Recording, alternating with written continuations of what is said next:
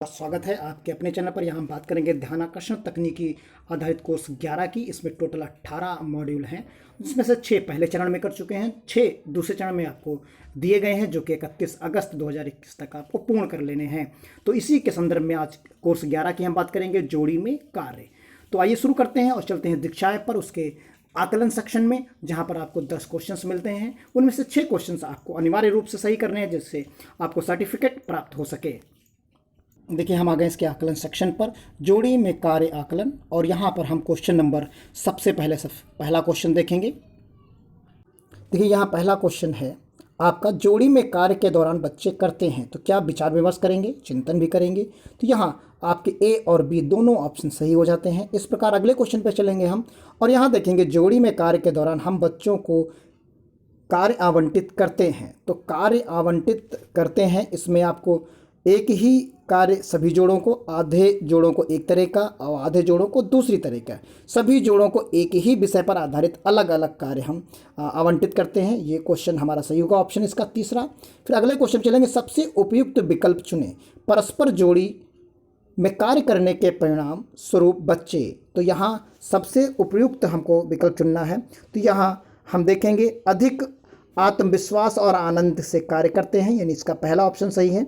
फिर उसके बाद जोड़ी में कार्य दर्शाता है कि बच्चे किसी पाठ्यांश या प्रकरण पर चर्चा कर रहे होंगे, उत्तरों की जांच कर रहे होंगे, किसी विषय के बारे में एक दूसरे को पढ़कर सुना रहे होंगे तथा उसके अर्थों की खोज कर रहे होंगे, किसी योजना का निर्माण कर रहे होंगे। तो आपने ये पांचों विकल्प यहाँ पर आपने देखिए पढ़ लिए हैं। चार विकल्प में से कौन से सही हैं, तो इनको आपको यहाँ पर देखना है कि चारों विकल्प में से आपको कौन से विकल्प सही नज़र आते हैं। तो यहाँ पर 1, 2, 3 और 4 तीन ही सभी विकल्प सही नज़र आते हैं।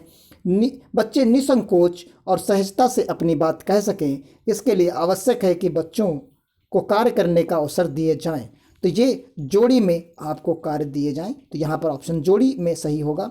अगला है, यहाँ पर आप विकल्प पढ़ेंगे। देखिए, 4 विकल्प आपको यहाँ पर दिए गए हैं। जोड़ी में कार्य में शिक्षक द्वारा निभाई जाने वाली मुख्य जिम्मेदारी क्या है। तो यहाँ भी आपको सभी विकल्प सही मिलते हैं, 1, 2, 3 और 4। फिर उसके बाद बच्चों में जोड़ी में कार्य करवाने से, बच्चों को जोड़ी में कार्य करवाने से क्या होता। तो यहाँ उपरोक्त सभी, यानी उनमें सुगमता, सरलता, तीव्रता और बचत समय के सभी विकल्प यहाँ पर सही हैं। फिर उसके बाद जोड़ी बनाते समय ध्यान रखना चाहिए कि एक बच्चा तीव्र गति से सीखने वाला अवश्य हो। फिर उसके बाद अगला क्वेश्चन देख लेते हैं, जोड़ी में कार्य के दौरान शिक्षक की भूमिका यहाँ पर क्या रहेगी। तो शिक्षक द्वारा क्या किया जाएगा, जोड़ी से कोई बात नहीं करेंगे, सभी जोड़ों से एक साथ बात करेंगे, कक्षा के सभी जोड़ों में जाकर अवलोकन और मार्गदर्शन करेंगे। ये ऑप्शन इसका करेक्ट वन है। फिर जोड़ी में कार्य करवाया जा सकता है, इसके हम यहाँ पर देख सकते हैं। तो यहाँ कौन कौन से करवाए जा सकते हैं, तो उसी के बारे में यहाँ पर आप देख सकते हैं कि सभी जोड़ों को एक ही विषय का, या यहाँ पर आप देखेंगे तो सभी विषय, ऑप्शन इसका सही रहेगा।